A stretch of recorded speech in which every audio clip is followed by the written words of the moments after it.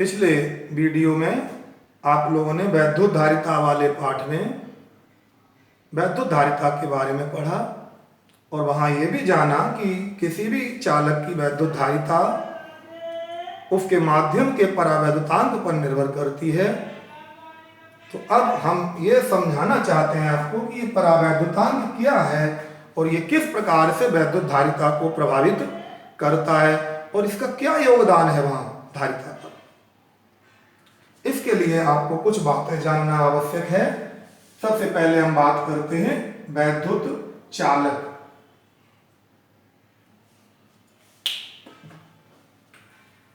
आप लोगों ने अब तक जो पढ़ा है उसमें यह पढ़ा है कि पदार्थ को विद्युत चालन के आधार पर हम 3 वर्गों में बांटते हैं। एक कहलाते हैं चालक, दूसरे कहलाते हैं अचालक, तीसरे कहलाते हैं अर्धचालक। आप समझे, चालक वे पदार्थ होते हैं जिनमें विद्युत धारा सरलता से प्रवाहित हो सकती है। क्यों प्रवाहित हो सकती है? क्योंकि इनके अंदर मुक्त इलेक्ट्रॉन होते हैं जो आवेश वाहक का कार्य करते हैं।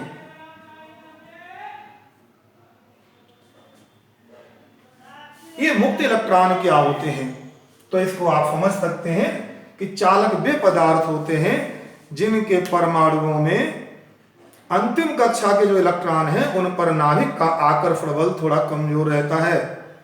अतः उन इलेक्ट्रॉनों को बाहर से अगर थोड़ी सी ऊर्जा प्राप्त हो जाए तो वे बंधन बल को तोड़कर परमाणु से बाहर निकल आते हैं और अपनी क्रिस्टलीय जालक में, क्रिस्टलीय रचना में जो परमाणुओं के बीच खाली जगह होती है उनमें वो अनियमित विचरण करते रहते हैं।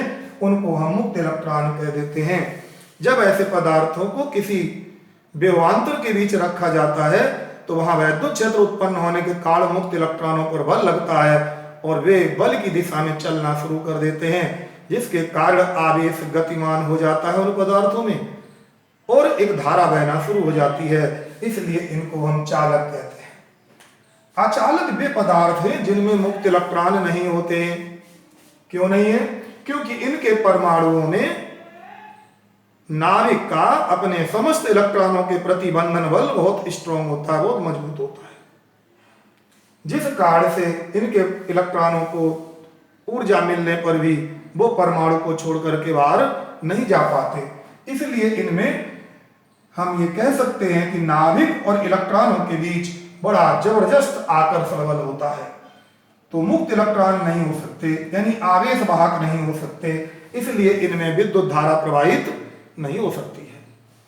अर्धचालक वे पदार्थ हैं जो इन दोनों के बीच की श्रेणी में है।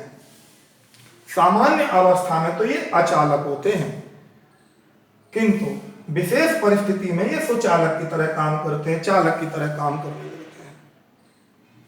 अगर हम दूसरी तरह इस बात को कहें तो चालक धातु में हैं, विद्युत संयोजी यौगिक हैं ये, और अचालक अधातु में हैं, सहसंयोजी हैं, और अर्धचालक वे यौगिक हैं जो आवर्त सारणी में चौथे समूह में होते हैं।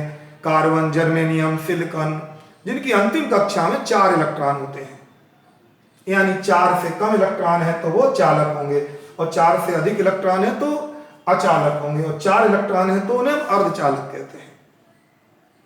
किसी विशेष परिस्थिति में ताप के कारण या अपद्रव्य मिल जाने के कारण इनमें आवेश वाहक उत्पन्न हो जाते हैं। और एक खास बात, इनमें 2 तरह के आवेश वाहक होते हैं, धनात्मक भी, ऋणात्मक भी। इसलिए चर्चा आगे पाठ में की जाएगी। अब बात केवल करते हैं अचालक। अचालक को ही हम परावैद्युत कहते हैं। तो अब सीधा सा अर्थ आ गया कि परावैद्युत वे पदार्थ हैं जिनके अंदर परमाणुओं में नाभिक का अपने इलेक्ट्रॉनों पर आकर्षण बल बहुत मजबूत होता है, स्ट्रॉन्ग होता है, जिसके कारण वे परमाणु को छोड़कर बाहर नहीं निकल पाते हैं। अतः ये विद्युत के अचालक हैं, कुचालक हैं। अब शब्द आता है परावैद्युत ध्रुवण।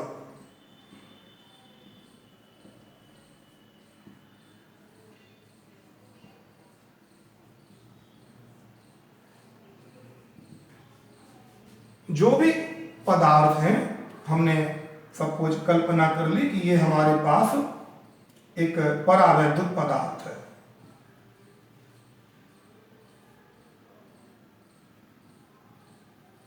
इसके अंदर परमाणु होंगे, उनमें ये नाभिक होगा और ये बाहर इलेक्ट्रॉन होंगे। ये स्थिति होगी, ये पॉजिटिव है और बाहर ऋण आवेशित इलेक्ट्रॉन होंगे। ऐसे पूरे पदार्थ में स्थिति होगी। अब अगर इनको हम ऐसी जगह रख देते हैं जहां पर एक वैद्युत क्षेत्र बाहर से उत्पन्न हो रहा है, वैद्युत क्षेत्र उत्पन्न हो रहा है, आप जानते हैं कि वैद्युत क्षेत्र में आवेशित कणों पर बल लगता है। तो ये जो इलेक्ट्रॉन थे ना, ये ई, इन पर ऋण आवेश है, तो इन पर बल किधर लगेगा? क्षेत्र की विपरीत दिशा में। और धन आवेश पर बल लगेगा क्षेत्र की दिशा में। तो अब ये जो ऋण आवेश है वो एक तरफ को खिसक जाएगा, इस तरह की स्थिति आ जाएगी। ये ऋण आवेश इधर चला जाएगा और धन आवेशित नाभिक एक और खिसक जाएगा। ये देखिए, इस तरह की दशा आ जाएगी इन पदार्थों में।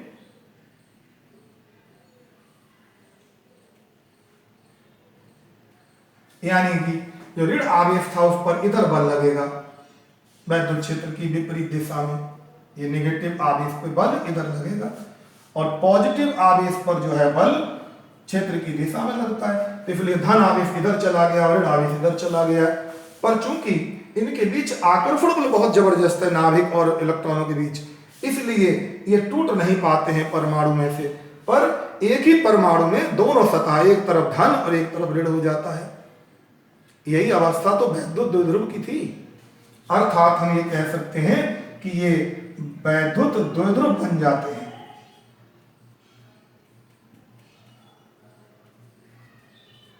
क्या बन गए? ये सारे के सारे परमाणु वैद्युत द्विध्रुव बन गए। यानी कि जो परमाणु थे वो ध्रुवों में बट गए। ध्रुवों में बट जाने की प्रक्रिया को ही परावैद्युत ध्रुवण कहते हैं हम लोग। अब हम अगर इन यहां पर इस वैद्युत क्षेत्र ई का मान बढ़ाते जाएं, तो इन पर लगने वाला बल बढ़ता जाएगा और परमाणु के अंदर ये धन आवेशित नाभिक और इलेक्ट्रॉनों में खिंचाव बढ़ता जाएगा। अंत में ये टूट जाएंगे एक स्थान पे जाके, एक स्थिति में जाके टूट जाएंगे। टूट जाने को कहते हैं भंजन हो जाना।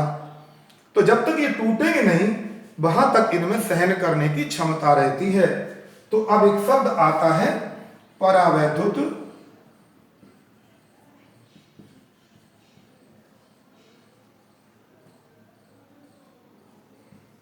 सामर्थ्य। तो अब हम ये कह सकते हैं कि वह अधिकतम वैद्युत क्षेत्र, वह मैक्सिमम वैद्युत क्षेत्र जिस पर परमाणुओं में धन और ऋण आवेश पृथक नहीं होते हैं, या यूं कहें धन और ऋण आवेश के बीच बंधन बल बंधन टूटते नहीं हैं, उस सीमा को हम परावैद्युत सामर्थ्य कहते हैं। उस अधिकतम तीव्रता को जिस पर ये टूटेंगे नहीं, पर जब ये टूट जाएंगे तो भंजन हो जाता है। तो जब भंजन हो जाता है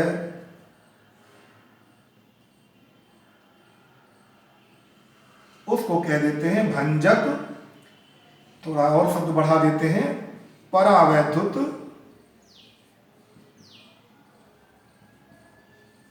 भंजक विभव। इसका मतलब ये होगा कि वो विभव जिस पर यह तीव्रता उत्पन्न होगी और ये टूट जाए। विभव का संबंध थोड़ा d के साथ और रहता है। मान लेते हैं इस पदार्थ की ये चौड़ाई d थी, तो यहां उत्पन्न होने वाला जो विभवांतर है b, वो बराबर E/d होगा। जब हम E को बढ़ाते जाएंगे तो b का मान बढ़ता जाएगा, और जैसे ही परावैद्युत सामर्थ्य की बाउंड्री खत्म होगी, ये परमाणु में जो धन और ऋण आयन है ये अलग अलग हो जाएंगे, यानी इलेक्ट्रॉन परमाणु में से बाहर निकल आएंगे। और जैसे ही बाहर निकलेंगे तो वही वोल्टेज, वही विभव हमारा परावैद्युत भंजक विभव कहलाएगा। तब यही पदार्थ जिसमें अभी तक कोई आवेश वाहक इलेक्ट्रॉन नहीं थे, मुक्त इलेक्ट्रॉन नहीं थे, उसमें जो इलेक्ट्रॉन टूटकर बाहर आएंगे मुक्त इलेक्ट्रॉन बन जाएंगे, और ये पदार्थ जो अभी तक अचालक था परावैद्युत पदार्थ, अब वो सुचालक की तरह काम करना शुरू कर देगा, चालक की तरह काम करना शुरू कर देगा। और जब चालक की तरह काम शुरू करेगा, अगर इसको हमने कहीं रखा है दो धन और ऋण आवेशों के बीच में, तो वहां ये सुचालक बन जाएगा, अर्थात धन और ऋण आवेश का आपस में विसर्जन हो जाएगा। जैसे कहने का अर्थ कि ये वैद्युत क्षेत्र उत्पन्न करने के लिए आपने यहाँ एक प्लेट रखी थी जिसको धन आवेश दिया था, तो यहाँ इस प्लेट पर ऋण क्यू आवेश था, ये देखिए, तभी तो वैद्युत क्षेत्र इधर उत्पन्न हुआ था। तो अब ये पदार्थ क्या करेगा, सुचालक बन गया, तो ये धन आवेश और ऋण आवेश का आपस में विसर्जन करा देगा और इस संधारित्र में जितना भी आवेश संचित था पूरा का पूरा नष्ट हो जाएगा। ये इसकी खासियत थी परावैद्युत भंजक विभव की।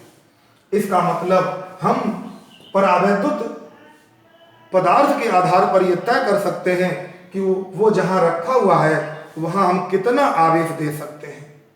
एक सीमा से अधिक आवेश देंगे तो वो सीमा भंजक विभव को जैसे ही पार करेगी, ये जो कुचालक पदार्थ था वो सुचालक बन जाता है और सारे आवेश का विसर्जन हो जाता है, अर्थात वस्तु का आवेश हवा में चला या नष्ट हो जाता है, हवा में चला जाता है।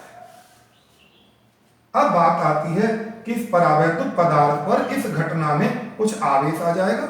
जैसे आपने देखा है कि यह सतह ऋण आवेशित हो गई, यानी इस सतह पर ऋण आवेश आ गया और इस सतह पर धन आवेश आ गया।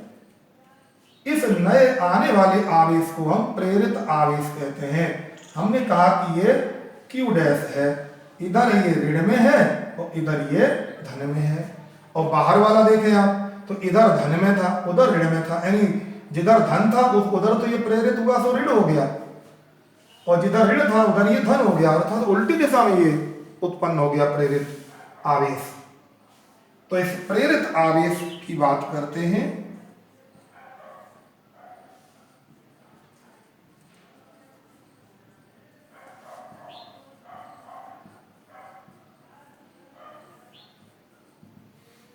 अब देखिए यहां पर देख रहे थे आप कि इस Q आवेश के कारण वैद्युत क्षेत्र इधर को उत्पन्न हो रहा था और ये जो प्रेरित आवेश उत्पन्न हुआ है इसके कारण एक आंतरिक वैद्युत क्षेत्र उत्पन्न हो गया यहाँ पर इधर को उल्टी दिशा में।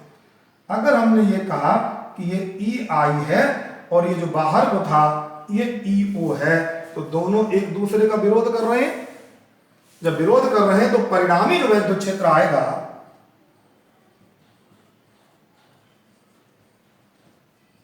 क्षेत्र E, वो EO माइनस EI के बराबर हो जाएगा। अब जरा समझ सकते हैं EO कब है, जब हमने पदार्थ को रखा नहीं था, यहां पर पदार्थ रखा ही नहीं है तब की अवस्था थी ये EO।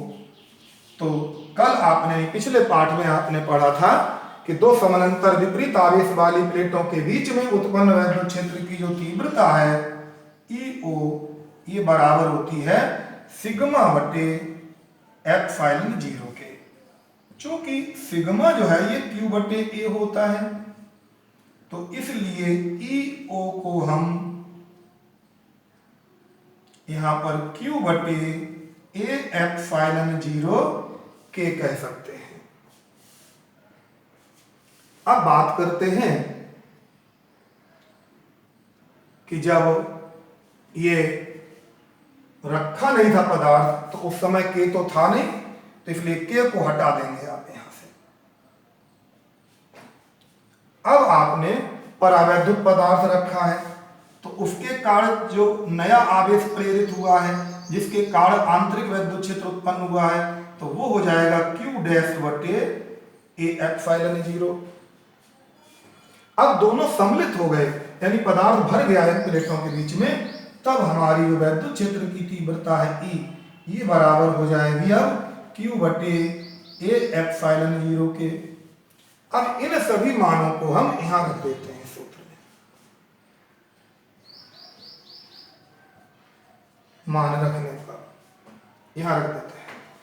तो जब यहां मान रखेंगे तो E बराबर आ जाएगा Q बटे ए एप्सिलॉन 0 के बराबर ई ओ का मान है Q बटे ए एप्सिलॉन 0, ई आई का मान है Q डैश बटे ए एप्सिलॉन 0।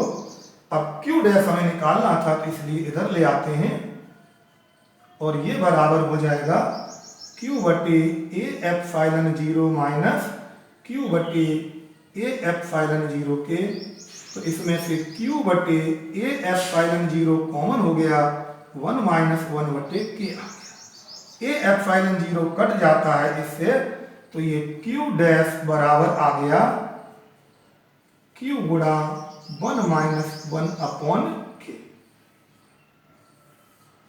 इसको कहते हैं हम यहाँ परावैद्युत पदार्थ पर वैद्युत क्षेत्र में रखने के कारण उत्पन्न होने वाला प्रेरित आवेश। और यहाँ ध्यान देना है कि जब धन प्लेट की ओर जो होगा तो उस पर ऋण आवेश आएगा, यानी चिन्ह विपरीत रहेगा। तो हम कह सकते हैं कि अगर Q पॉजिटिव है तो Q डैश नेगेटिव होगा, और जब Q नेगेटिव है तो Q डैश पॉजिटिव होगा। इसका मतलब यहाँ पर चिन्ह विपरीत रहना चाहिए हमारा।